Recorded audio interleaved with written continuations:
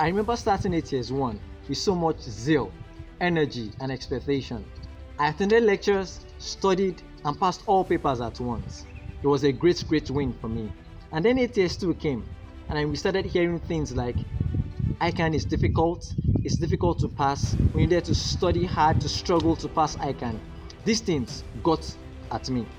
I remember going blank in one of the exams. I went blank, not because I had not read, studied, or didn't know what to write. I went blank because that stronghold of fear had captured my mind. I failed that diet. I eventually managed to qualify as an accounting technician after several attempts.